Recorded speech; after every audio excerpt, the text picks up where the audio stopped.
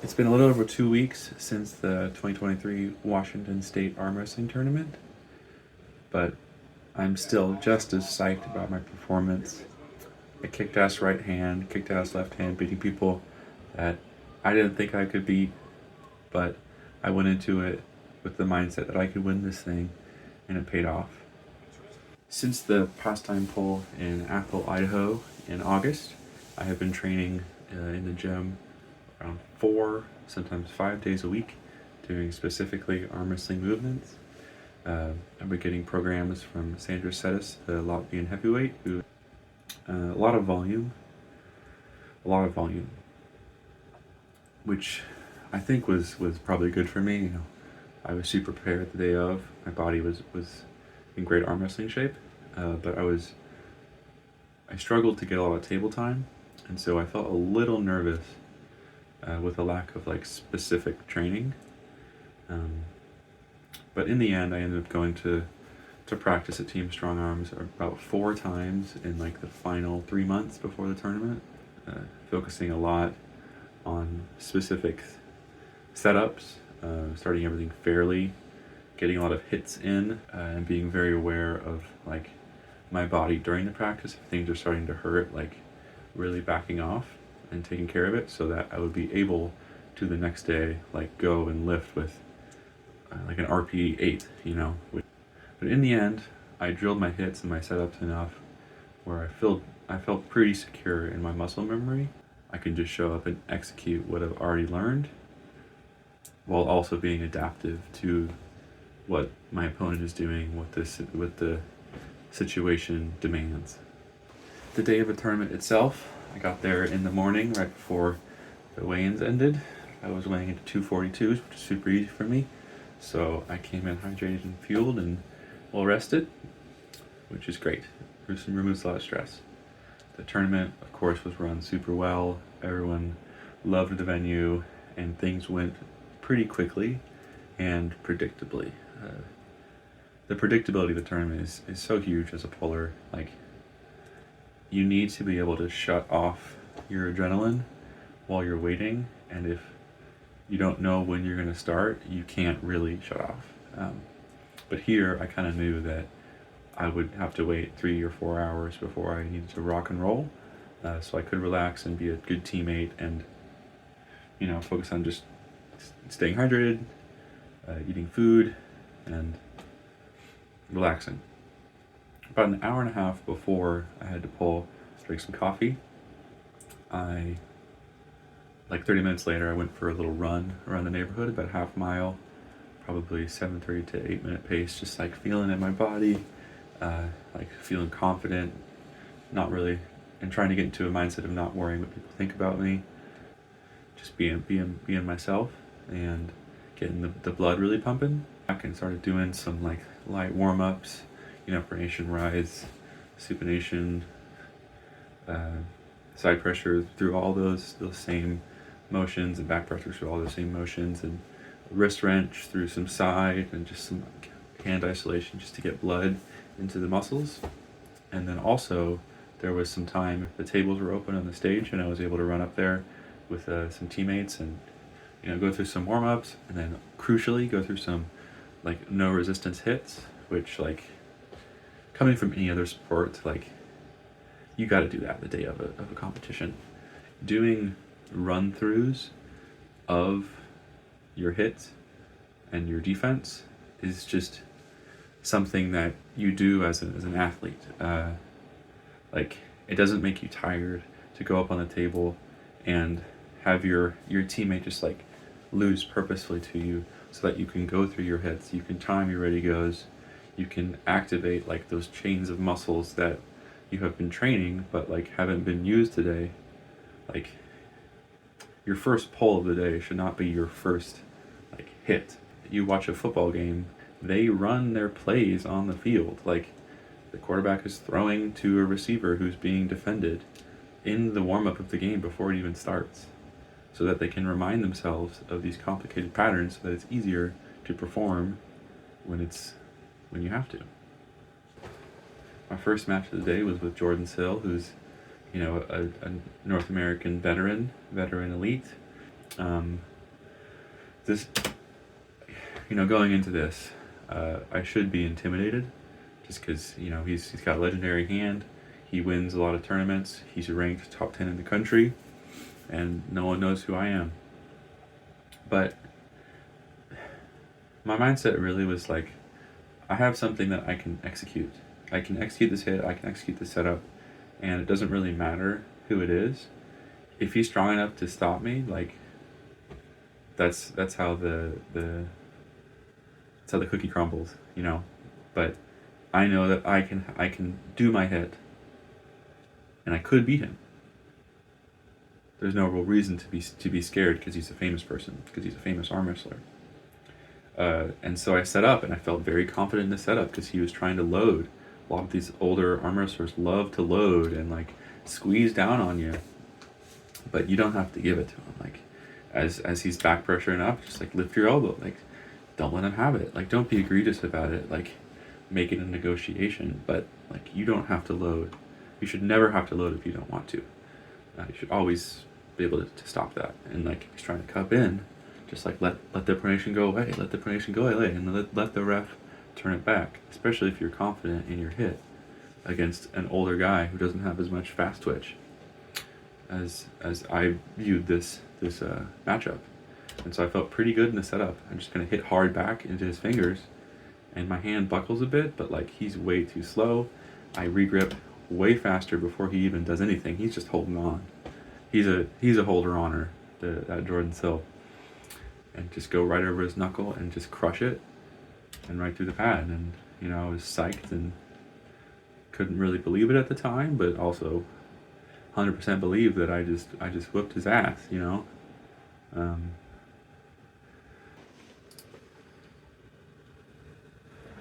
My next match was with regional powerhouse left-hand specialist, pressured Gage Jordan. Just for some context, he had a super match left-handed with Uncle John, which, as most people in the Northwest predicted, he just smashed him because Uncle John's a top roller and doesn't really know how to deal with a flop wrist press, like most top rollers. I had a lot of respect for Gage. He's a very good puller. He's not a very crafty puller. He sets up very easily, like I got exactly what I wanted. And also, I had pulled with him once at a practice last year where he kind of like told me how to beat him, which is not straight back, but like a 45-degree angle towards my right hip, And so I was able to visualize this winning path pretty easily. Like, it was totally in my mind. I knew exactly what I was going to do, and I was super psyched to hit faster than him. He's known for being fast, but I was feeling really fast today, and I false started there. But like, damn, that's a nice looking hit. And I set up there, I'm just gonna do the same exact thing. And he's obviously like, oh shit, that was a very connected hit. I'm gonna have to get through it.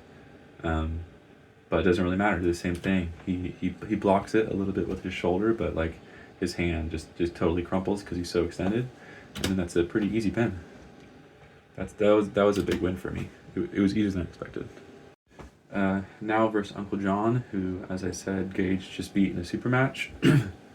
I knew he would be a strong top roller, but it's always a safe bet to try to top roll someone, especially out of the straps when you can just bail. He was a more crafty setupper than anyone else in the tournament that I pulled.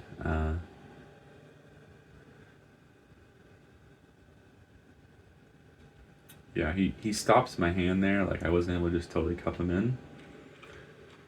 It's a pretty close false start call, but whatever, it's fine. But then immediately I was like, I'm not going to worry about his hand. I am going to go straight into his arm. I'm going to supinate hard, cup him in, and then drag back and pronate. He's not going to be ready for it. He's definitely not protecting his side pressure, and he's just going to crumple. I felt very, very confident about immediately switching my approach. Put a little gap under my pinky so I could swing in there and just totally just snatch it up. Yeah. I was psyched about that one. That was one of those ones where, like, I had to adjust and like seeing that my adjustment was totally right and like totally worked is very validating. He walked up to me and he said, "Well, wow, I can't believe you just beat Jordan Sill. I'm a little nervous," which like I think is a strategy to like get me to relax a little bit and feel good about myself, uh, which is like a totally valid little mind game, but I think it was a mind game. And as we're setting up, like I get a bad feeling in my stomach. Like I know he's trying to hook me, and I've been saying for a while that I don't really have experience dealing with offensive hookers on my left hand, at least not beating them. And like he's able to get so much gap with his wrist bone and his pinky. Like I'm not challenging his hand at all. So even if I have strong back pressure, he's just gonna turn me in like that, and I'm just gonna get separated, and he's gonna rip me over. Like his side pressure is much stronger than me. Only way I can beat him is getting into his hand, and yeah, I just didn't. So try to get him another time. Rematch with Jordan Sill. Got to prove to everyone it wasn't a fluke. He set up much more aggressively this time because now he knows that I beat him, that I can beat him. But same thing here. I'm not letting him load. I'm letting the ref straighten our hands back. He's got a deeper grip this time, so I know I can't just hit straight to the side, but I'm still just trying to hit back and then just, let my arm wrestling intuition go. And so I hit straight back.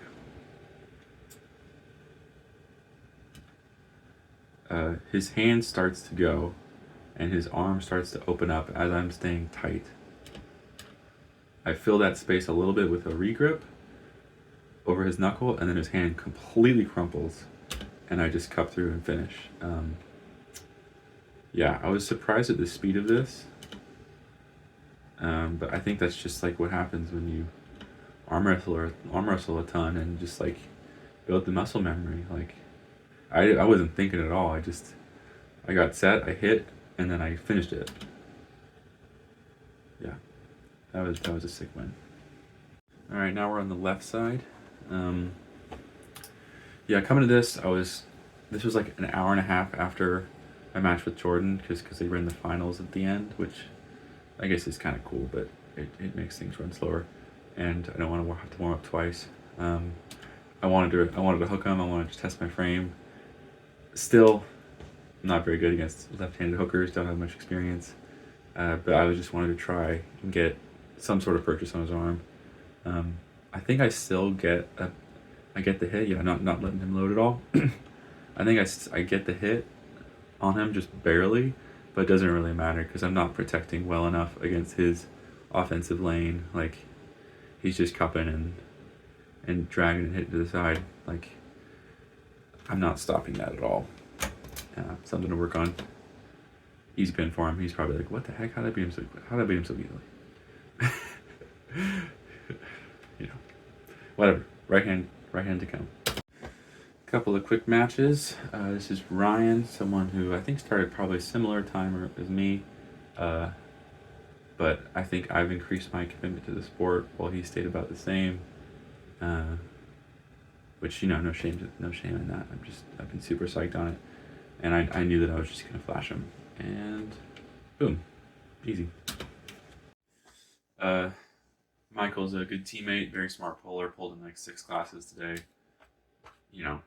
Chicken ass, beating people who's a lot stronger than him, but he's just a very precise arm wrestler.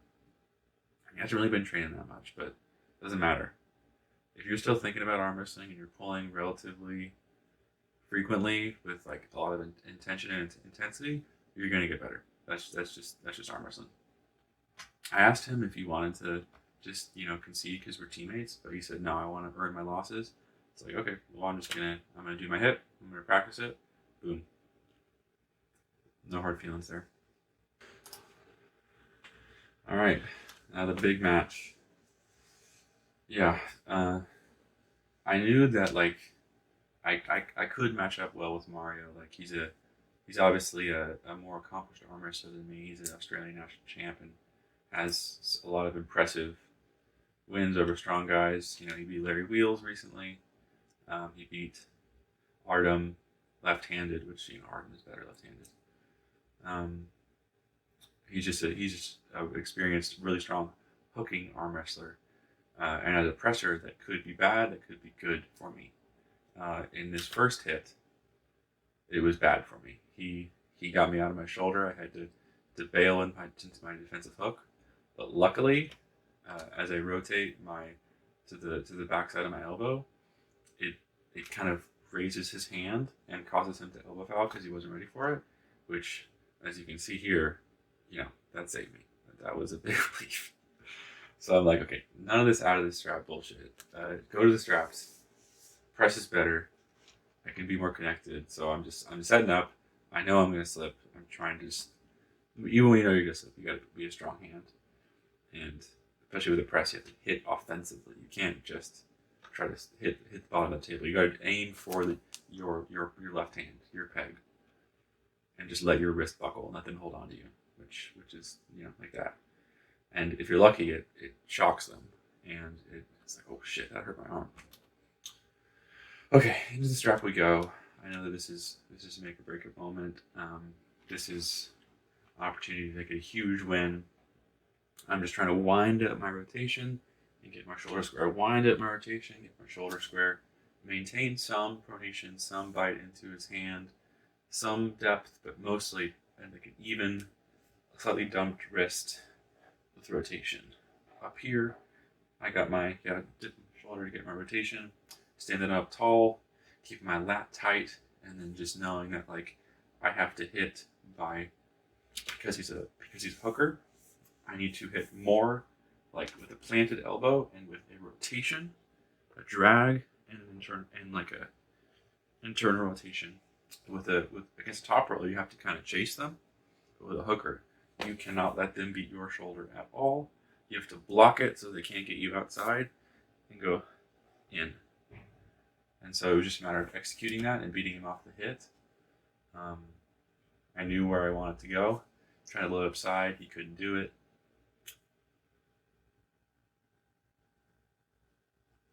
I timed it super well, and I was super psyched. And he was surprised and upset. But that was a sick win.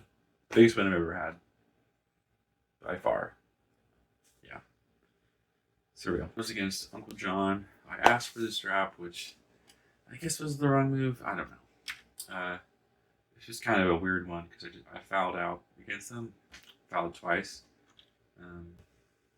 Had a mostly uncomfortable setup, but I knew that he wasn't challenging side pressure at all.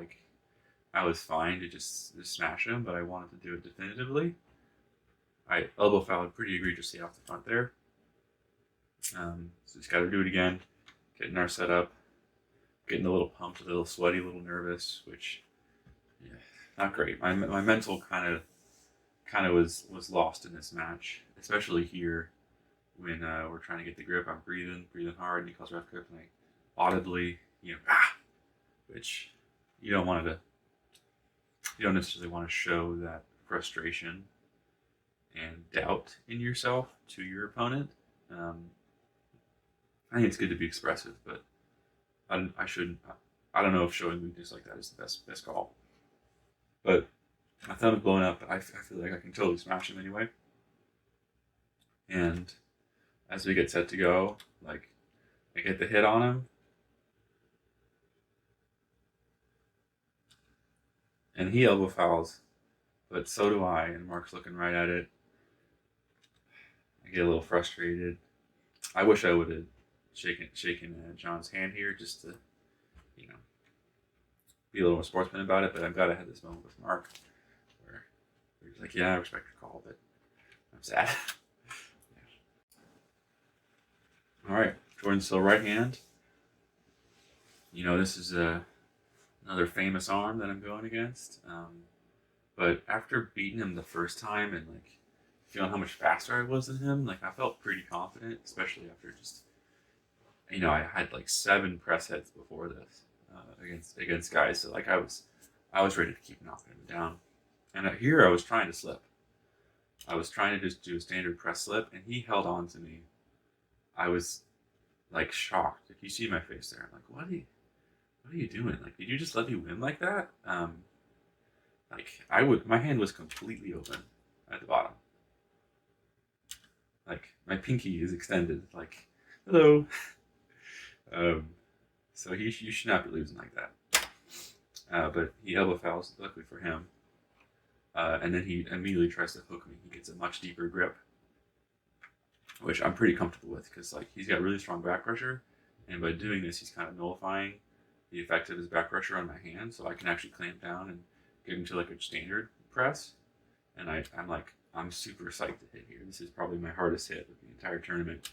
Just go straight across and down, and then finishing with pronation. Like this is just like a perfect press. This is a good hit. Yeah, nice. Alrighty, coming back around in grand finals, I knew that I could just smash him. I just needed to execute and not elbow foul. So here, yeah, just yeah, that right there was the end of the tournament. Honestly, like he didn't have the power for me, and the adjustment he makes in the second time. Oh yeah, right there. As I was walking around, I was like, "We got to do it again, John." Cracked me up thinking about it. It's surprising for myself to see me be that confident. But he tries to grip me super deep and hook me, like presumably to get me out of my shoulder, but like I don't know. He didn't seem comfortable doing it, and I knew I just had to plant my elbow and just turn my body super quick to just get on his bicep, and just he was giving me his arm, like he wasn't pronating at all. He just like, oh, I'm just gonna supinate in and test my frame, but he let me turn him. This is kind of what Mario was doing to me, where I was just letting him take my rotation. He just given it up. And I basically had to just fall over to get that pin. But yeah, after that, I had won the Washington State 242 right hand, which pretty freaking sick. Pretty freaking sick. This was a great tournament for me and for the rest of the bowlers from Team Strong Arms who showed up. Notably, Ben got second place in the 198 Pro. Almost getting first. He was stronger than Alex Maritzas, who he lost to, but he just got outfoxed and just got turned. It was amazing that he still had power in his arm after his incredible match with Chris. Our lightweights kicked ass. Keith, Grisha, and Vitaly were incredible, although they all lost to Nick Casco coming out of nowhere and just crushing. Really big win for him. Yeah, but next I took a few weeks off from arm wrestling training. I went to the gym, spent some time squatting and benching without feeling bad about it. Been getting back into running a lot, which has been super fun. Gonna join a frisbee league team with my partner Sydney.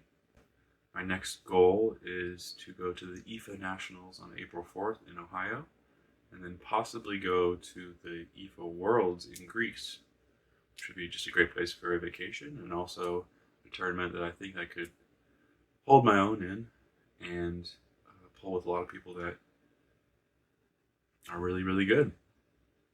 You could be sick. Back to training.